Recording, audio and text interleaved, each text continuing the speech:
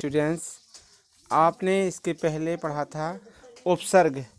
उपसर्ग जो कि आपका 9th क्लास का व्याकरण का चैप्टर फर्स्ट हमने आपको समझाया था उपसर्ग। अब हम पढ़ने जा रहे हैं प्रत्यय। हमने आपको उपसर्ग के बाद कुछ एक्सरसाइज भी सेंड की थी, तो आप ध्यान से समझने के बाद एक्सरसाइज भी करने की कोशिश करेंगे अपनी कॉपी में। और अब आप समझें प्रत्यय। प्रत्यय क्या होता है?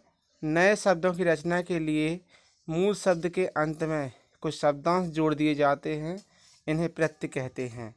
इस प्रकार हम कह सकते हैं कि जो शब्दांश मूल शब्द के अंत में लगकर नए शब्दों का निर्माण करते हैं, उन्हें प्रत्यय कहते हैं। इसमें मूल शब्द के अर्थ में विशेषता या बदलाव आ जाता है। जैसे मानव शब्द ता प्रत्यय जोड़ने से मानवता बन जाता है। पवित्र शब्द में ता प्रत्यय जोड़ने से पवित्रता बन जाता है। प्रत्यय का स्वतंत्र प्रयोग नहीं होता है। प्रत्यय के भेद। प्रत्यय के मुख्यतः दो भेद होते हैं, कृत प्रत्यय और तद्धित प्रत्यय। कृत प्रत्यय क्या होता है? आप देखिए, वे प्रत्यय जो क्रिया के मूल रूप अर्थात धातु के साथ जुड़कर संज्ञा और विशेषण शब्दों की रचना करते हैं, उन्हें कृत प्रत्यय कहते हैं। जैसे लिखावट शब्द में मूल शब्द लिख में आवट प्रत्यय लगाने से इस शब्द की रचना हुई है। कृत प्रत्यय के कुछ अन्य उदाहरण दिए हैं, इन्हें आप देखिए। जैसे कि क्रिया का मूल रूप जो कि धातु है, उसके बाद प्रत्यय है और प्रत्यय युक्त शब्द है। दर्श जो कि धातु है, प्रत्यय हो गया अनीय, प्रत्ययुक्त शब्द हो गया दर्शनीय।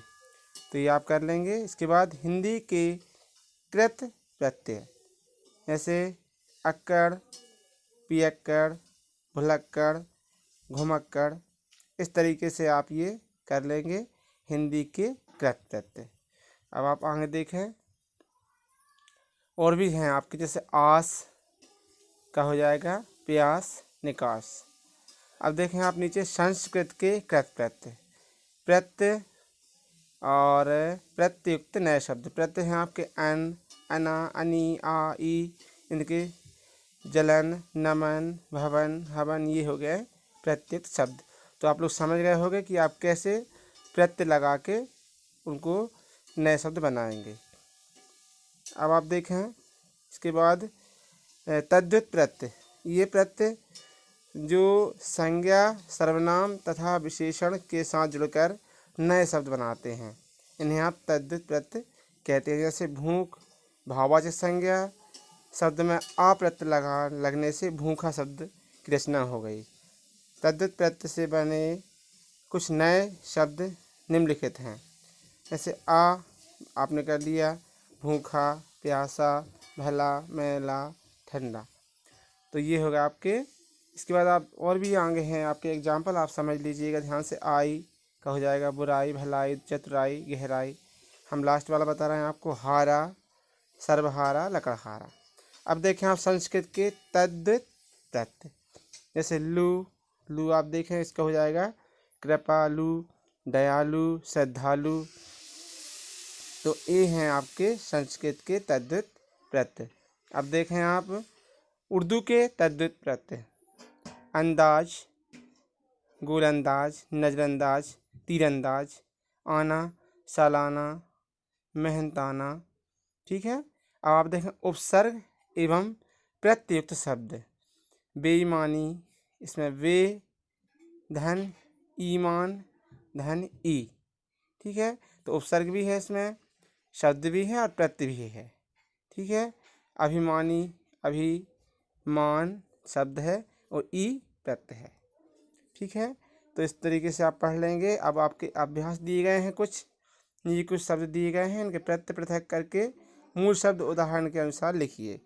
तो ये आपके हैं, जैसे मिलावट में कुशलता दिया है, इसमें ता प्रत्यय है, कुशल शब्द है। ठीक है। ऐसे ही आपके एग्जाम्पल दिए गए हैं।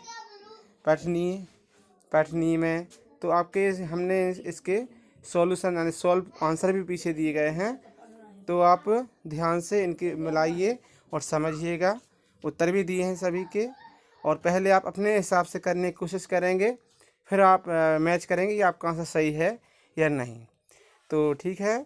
और इसके बाद नीचे कुछ प्रत्यय दिए गए हैं, इनका प्रयोग करते हुए प्रत्येक के दो दो शब्द बनाना है आपको। इनके भी आंसर हैं आपके। और पहले आप अपने अपने मन से अपने हिसाब से करने की कोशिश करेंगे और फिर आप आंसर से मिलाएंगे कि आपका आंसर सही है या नहीं।